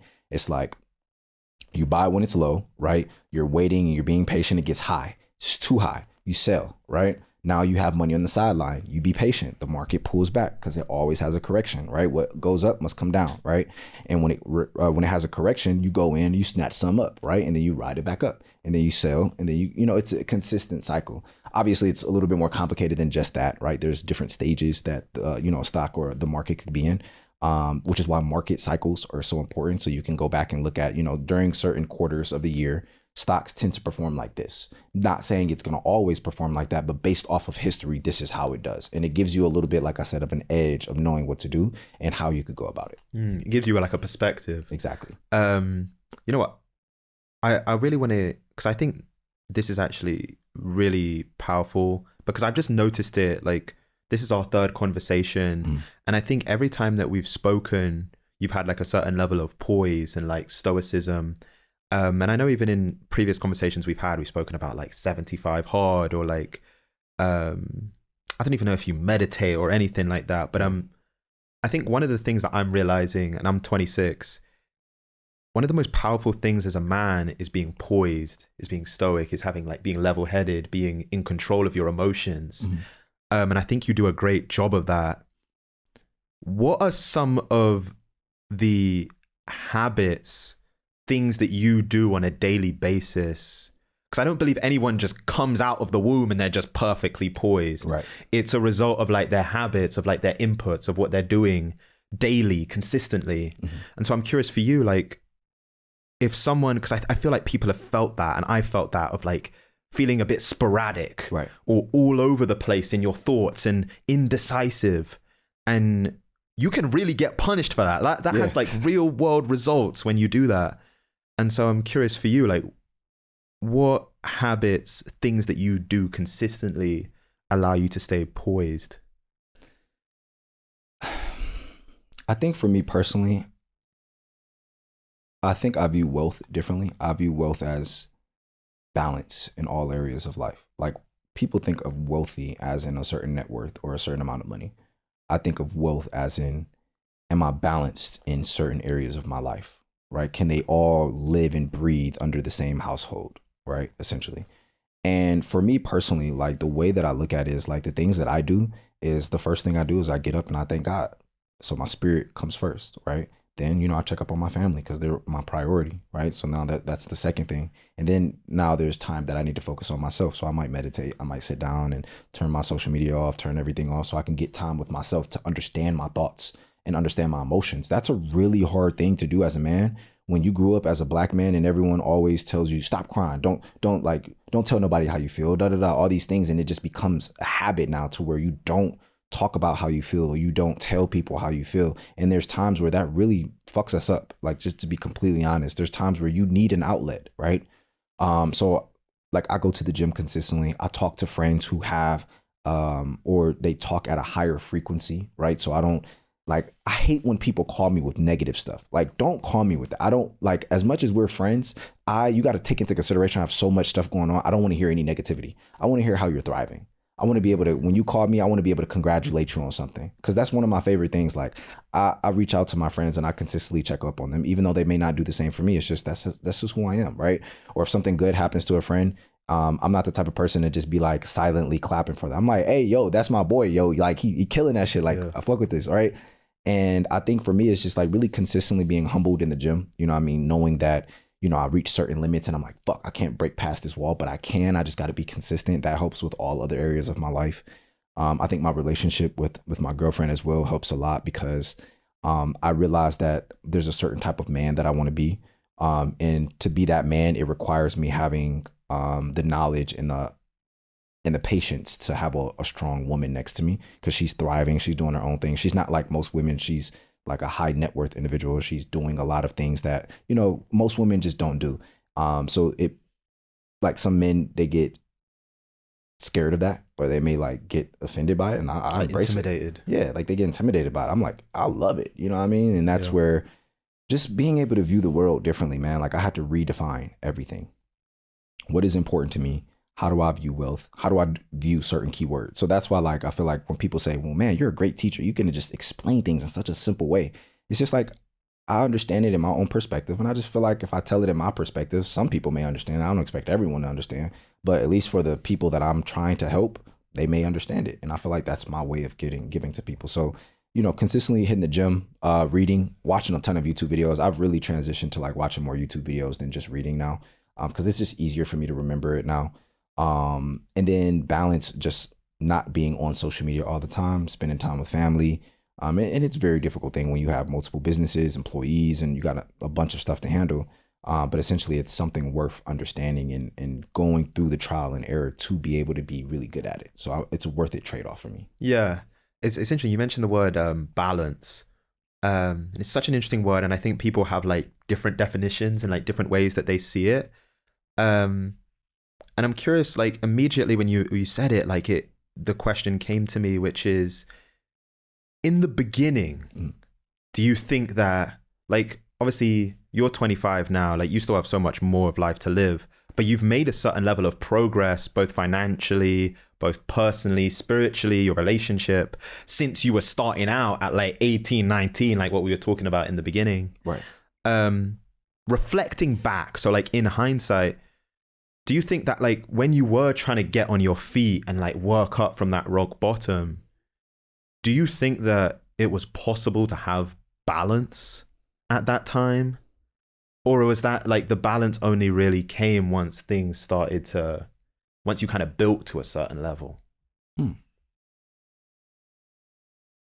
I think in order to realize that you should learn balance, you have to be unbalanced. I think that's the best way to view it. When you realize that everything is all over the place, that's the time you're like, man, I need to get this together. And then I need to get this together. But this is already together. So then it just requires me putting more attention and time towards this as opposed to this because it's already working. And now I can balance it out. And the first thing that comes to me when I say balance is like equal. How can I get it as close to equal as possible? It's not going to just be equal right out the gate. How can I get it as close to being there? And I'm perfectly fine with me being a little unbalanced because you got to be a little unbalanced to be balanced, right? Like that's just how I look at it. And I think for me, it's just like, it's hard to balance all things, but it's a worth it journey. You know what I mean? It's so worth it when like you can say I'm balancing my finances, I'm balancing family, my relationship, myself, you know, my relationship with self, the people that I love or I care about, and then my relationship with God.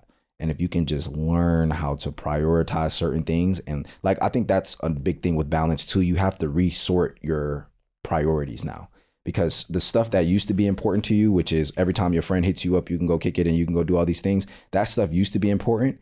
And that used to be the thing that kept you unbalanced. But now that you move that priority down to the lowest point possible, it gives room for something else to now step up and now balance out how you really want to be in the future and just how you perceive yourself. So I think that's just resorting your priorities will help you balance out other things in your life because you only have so much time in a day. So you have to literally prioritize what is the most important thing to me and how can I make sure I consistently do it at a high enough level to where I can see results in that area. Yeah. You know, priorities, and like, I love that point of you have to have periods of being unbalanced so that you can be balanced. And I've always been like such a big fan of Nipsey Hussle, and I've always kind of looked to like what he said on things. And his big thing is he talks about the marathon. Right. And like, as I'm getting older and like building a business or like even relationships, friendships, bro, you start to realize this shit really is a marathon. Yeah. Like ups and downs, unbalanced, balance, like feeling like great and it's all going well, feeling terrible, like it's not going to work anymore. Then like that, and just being able to stay steady through that. But here's where I want to end. In the beginning of the conversation, I read out a tweet that you had on your account. You said, when my daughter was 9 to 10 months, we'd been sleeping on a twin-sized bed on the floor for almost a year. In this picture, my daughter is 5, and now she has her own room in a gated community with a 5-figure net worth. A lot can change in a few years when you sacrifice and hustle for something that's bigger than you. She grew with me. And so even me just reading that back out to you, and we've spoken about your journey in investing and your personal journey, everything that you've gone through. What is the meaning to you at this point that you can even write something like that? She has her own room in a gated community with a 5-figure net worth. She grew with me.